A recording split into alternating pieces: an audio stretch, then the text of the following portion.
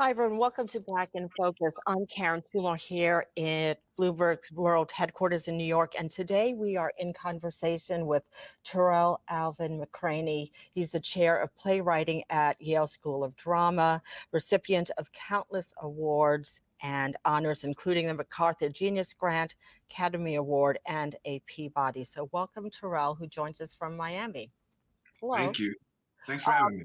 How are you? Welcome. Well, we are so excited that you're here. I mean, we know you, of course, for your screenplay for Moonlight, for your work on David Makes Man, for your play Choir Boy. I'm really excited for you to be here because what you're really skilled at is helping to interpret those big moments in people's lives or in our collective life as communities. And boy, we've been having some really big moments recently. And I think that if the audience is like me, we're trying to understand how do we kind of start to process and make sense of things. This week, of course, clearly we had the Chauvin trial, we had the verdict, but the struggle goes on for justice and equality here in the United States and indeed around the world. Racial justice, LGBTQ, gender, social class, region. I mean, we could go on.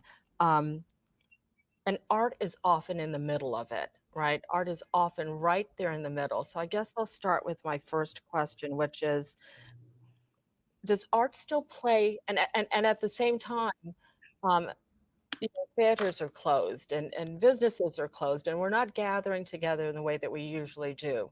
So is art still providing that same function? Is it still serving that same role as truth interpreter or truth teller as it usually does in society? Well, art doesn't do anything on its own, right? Art, we have oftentimes commodified the word art as it to make it seem as if it's a thing that sort of jumps up and acts on its by itself. It doesn't. It moves from people, and people will always find a way, which is this sort of extraordinary experience of artists, but of Black people specifically, Black artists specifically. For example, yes, theaters are down, but somehow there are a group of artists that have found a way to make us feel like coming together over a live stream, listening to music from the past and the present is a way to engage and be together and to have memories and to think things through and to even discourse some of the things that are present day on our minds, right? Um, there are folks who are constantly looking at how do we continue to do the thing that's most innate in us, which is, again, making some sense out of the chaos and around us, right? And making some sense out of all the things that are happening. And I think, to me, I'm wildly excited about the ways in which I've watched my students. I've watched early career artists really step into a kind of form, right? Because the industries are down, right? They've had space to figure out, okay, well, who knows this virtual space better than us, right? Who know the generations who have been raised with the internet, right? I count myself as a late millennial in that I was born in the '80s, and I didn't grow up with a computer in my house, but every class I went to from age kindergarten to through 12 had a computer and had some access to the World Wide Web. Well, there are people who grew up before they could walk. They had iPads and iPhones in their hands, and now they're creating art and they're making music, right? And they're making events and videos on places like Twitter, and they're leading up, they're branding themselves. They're having an interface that is, again, wholly different than the way the industry worked even 15 years ago. And that's exciting. At the same time, there's a great disparity, right? We still don't see the sort of old machinations of industry in music or film sort of finding ways to be inclusive to these early career artists, and especially these Black early career artists. We're finding that, there's still people trying to hold out. But the models are changing, right? So you mentioned the Academy Awards. I actually haven't seen every film that's nominated for Best Picture, but the ones I have seen are very reminiscent of the films, for example, that I saw at Sundance this year. Right, they are made at a specific budget. Their producer level is a lot more diverse. So if they do win that Academy Award, they'll get on stage and there'll be people who look like the people who made the film or who are in the subject of the film, and that's important.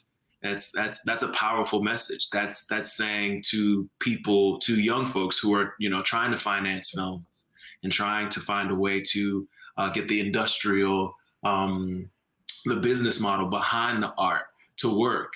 That there is a way, that there can be, that there is access, but it's still tough. It's not all open. But I think these circumstances of the industry having to take a pause have helped in some ways, and hopefully we won't come out of this the same industry we were before we went in. Yeah, I wanted to go back to the Academy Awards just very, very briefly. I mean, when you look at the standout films and the standout performances, on the surface, this crop certainly is more diverse, topic-wise. From deafness to nomads to Black Panthers to women in very strong roles, to women directors. On the surface, it is more diverse. Is this the sign that the old guard is really making good on its promise to open things up a bit and actually deliver more diversity at that level of filmmaking? I don't, to be fair, in full disclosure, I'm not a part of the Academy. I was never invited To to be be. sure. Mm-hmm. So I can't speak for the inner workings of what's happening Mm-hmm. there. What I will say is that there are producers and artists who are, doing stellar things. They're putting together stories in ways that people aren't expecting, and I think they are really making sure that folk. I mean, look at Minari. I mean, I think it's sort of staggering to me to see a film that. I mean, Barry Jenkins actually said this. You just reminded me of it. I remember Barry saying this very briefly after Moonlight won Best Picture. Barry adapted and directed Moonlight, and is also from Miami. But he said something that was really kind of that threw me for a second. He was like, there's a very strange feeling about being the first this late, right? Then this late to be the first anything, the first woman, the first Black person, the first Black company, the first. It at once feels you feel proud, and that also like this is late, right? And so when I think of looking at that film and thinking, oh my God, why haven't we seen more films about families who uproot and try and make that? I mean, if we know our country is made up of immigrants, of people who are trying to, tap into this, the literal bootstrap dream, right? Of getting your boots dirty, making a farm, making a life. We know that so many different avenues of the world have come here to try to do that. The fact that story is not as common as it should be. It is in our minds, but it isn't in our art. It's kind of staggering, and yet it's a beautiful portrait. It's intimate, and also ties into, like you said before, these sort of larger questions of our lives. And I think that's what, to me, that's what's always so interesting. It's like, how do you catch that one specific thing over in the corner? Not the entirety of the thing. It didn't take on immigration. It didn't take on the entirety of anti-Asian racism in the United States, but it took this much of a domestic story and showed just how epic and strong and powerful that intimacy can be. Right, and you mentioned two words that I had noted down: intimacy and a sense of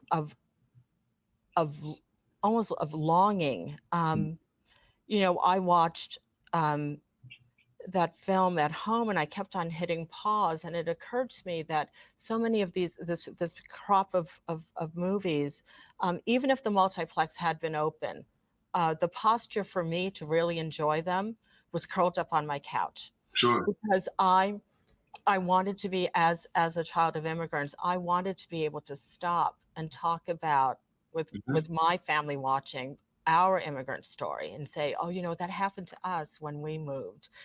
My parents were, and they just came from England via the Caribbean, right? But still, Hmm. in America, how different it was. That, we had that same, experience, that we embraced a part of America that other Americans were like, well, no, that's not what Americans do. Um, um, what is it about, again, this kind of through line of some of these films, they're not action movies, right? This focus on the action is about intention. The action is about interpretation of thought. The action is an exchange of ideas. It's not car chases.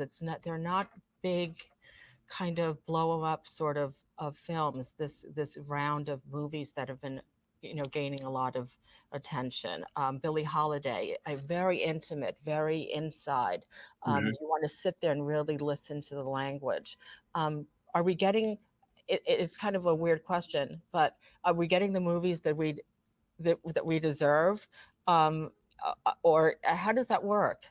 Well, I mean, to be fair, I think every filmmaker that I've seen, I mean, I'm sure there are exceptions, but the films that I've been seeing, so I mentioned Sundance. There's a film called Passing, and I thought was extraordinary, and they just sold to Netflix right after Sundance. It's a beautiful, beautiful film with some beautiful performances in it. And because Sundance was virtual, I sort of plugged my computer into, my television and watched there, and had a really great experience. The same with a piece called Land, that was by Robin Wright, um, and many other features, many other pieces that I got to see that I was really excited about. And then I thought to myself, you know what? I know what this is, because I had spent so many times watching Moonlight, from my computer, because we had to watch the cuts. People would send you, and the first time I actually saw Moonlight in a theater with people was when I was in Toronto, um, and yeah, I'm sitting there in this theater of almost 2,000 people, and I mean, the sound, it's huge, it's sweeping, and I felt all the feelings that I had as a child, I no longer was an artist who had made this thing. I was an audience member who was reliving some very traumatic moments, and you're that experience of being surrounded by strangers, or immediate loved ones, and then other strangers, and watching a thing like that, you know that's not going to go away for human beings. We love that too, right? And so I think what we're seeing is art that can do both, right? I imagine watching and again, the streaming numbers on Godzilla versus Kong, they don't lie either. People still want, that action. People still want, a story that delights our senses in that way. And we'll, I think there's a statistic going around right now that there are a bunch of people, even as we speak, renting out movie theaters so that they can watch the premiere of Mortal Kombat with their friends, right? So, so that need to be in that and have that experience is still there. And sometimes even for our more intimate films, but I do think, like you said, not that this isn't these aren't in opposite of each other. They are a part of. I think your experience of needing to stop, wanting to talk about it, needing to get a drink of water, think about it some more, sit back down, reflect, rewind, go back again, is also a part of our movie going experience now. And I think a lot of artists, again, who are growing up with that understanding are creating art that can do both, right? So, yeah. So so streaming, and that young people and creative people growing up with that understanding, that a play or a film or a piece of art, any type of art, it can be that big blockbuster experience, or it can be on my device, or it can be on my big screen TV at home, or it can be on my laptop, and they're adapting. But is it making it easier perhaps for younger artists to find their audiences because of things like streaming, because you can go more immediately to an audience on a smaller scale? Is it making it a little easier perhaps for the cost of doing business, the business model, if you will? Is it easier than before? No. No, It's really? no, it's just different. Different. And here's what I will say. The connectivity of the age of information has definitely shifted the way in which we engage with audiences, right? But you also have to remember the age of information has changed the way audiences consume things. So that means, right, you've got about 5.5 seconds, right? As opposed to with a television show, they used to say you've got 3 minutes, right? 3 minutes of the teaser to get a person hooked, right? Or a film, there's like 10 minutes of it before people will tune out. Like you've got, what's your opening image, right? Even the way we talk about creating the art in order to engage the audience, it has shifted because people are scrolling fast on Twitter, Instagram, Tumblr, you name it. And if you don't catch their eye or ear or in this amount of time, right, they're on to the next thing. And so even though you may get even though you may get the impression, you may not get the like, you may not get the engagement. And and with the age of information, there's so many artists, right? Just check out the roster at Netflix, or check out even when Disney sort of went through all the things that it was going to put out in the Marvel universe. Everybody kind of got exhausted at some point, thinking, "Wow!" And so they're doing a thing where they're staggering these lead outs because we just know we have so much information, and the overwhelming possibility for our brains to categorize it, to engage it, it's just not possible.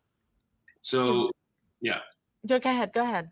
So I was just gonna say, there's this idea of like, oh, we've got access to people, and artists have access. It's easier, and it's like, and Peter Brook used to say all the time, there's no such thing as a good or bad audience. It's just it's just you're working to get to them changes, right? And like how you have to figure out, all right, well, I know that my niece, who is 14 years old, I know how fast we can sit down at television and she's bored, right? And so if she can't say, Alexa, play this, and it comes up, we're done. So, how do I make a movie that centers her, but also her experience of the world, right?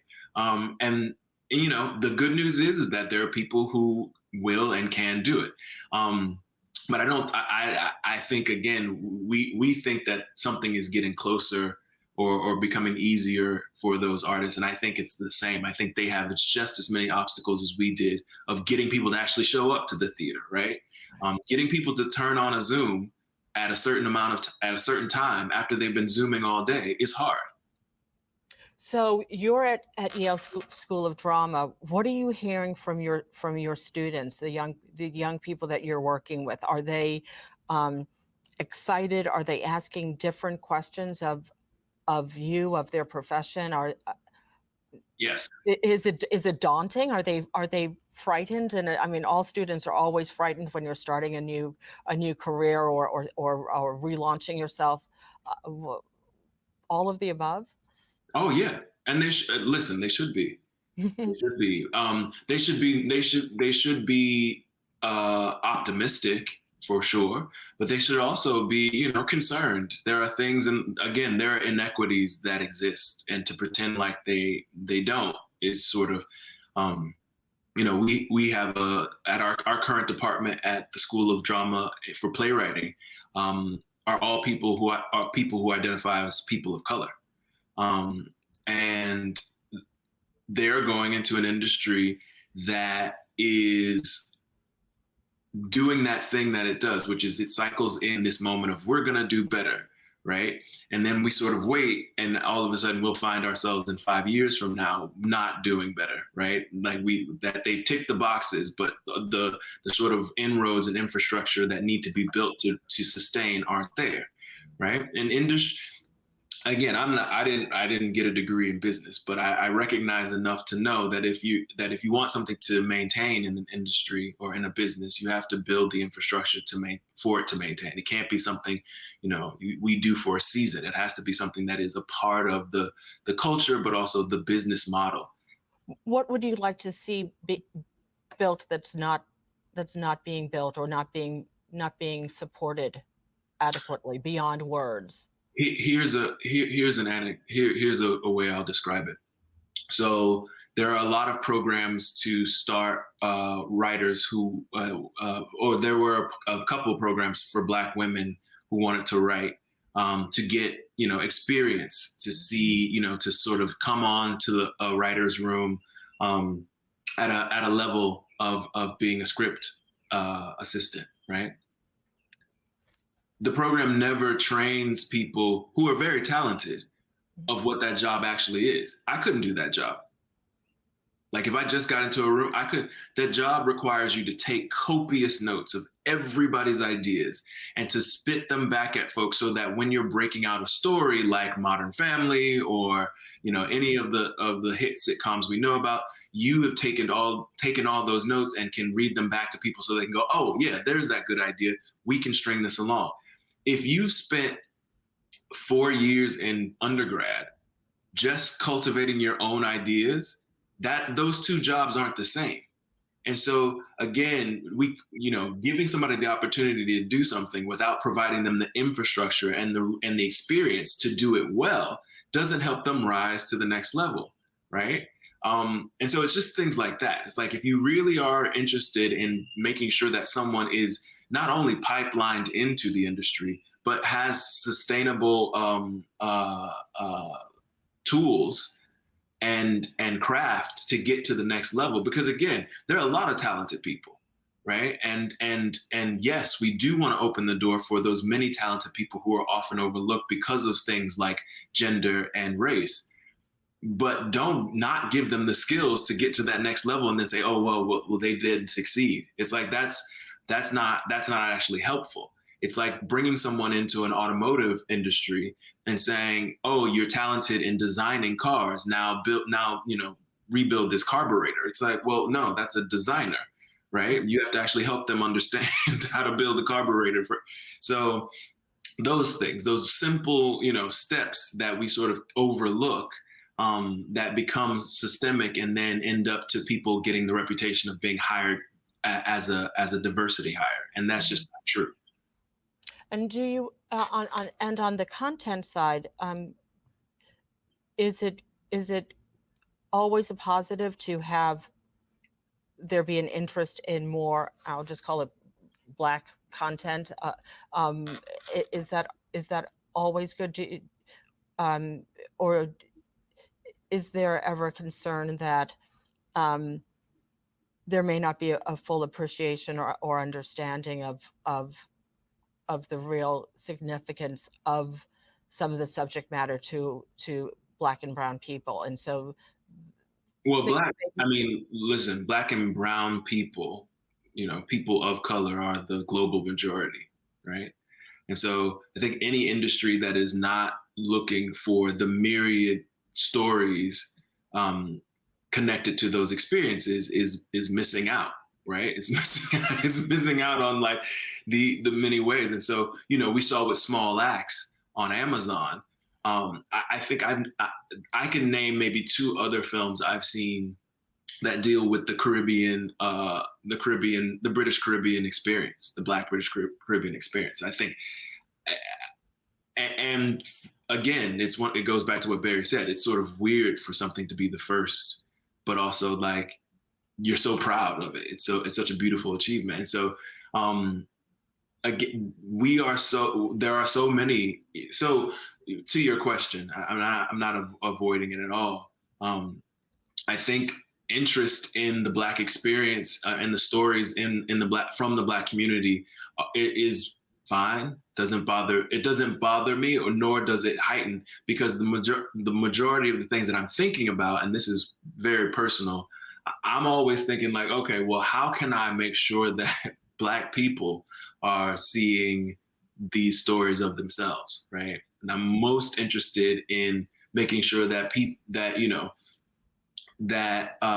stories about the Black experience in Cuba are being seen by Black Cubans. You know what I mean? About I'm interested in making sure that the stories about Miami Jamaicans are seen by Miami Jamaicans, and similar. I mean, it's the reason why David Makes Man was so important for us to be on the OWN network, right? We knew that there was a large audience of Black folk who tuned into that network to see themselves.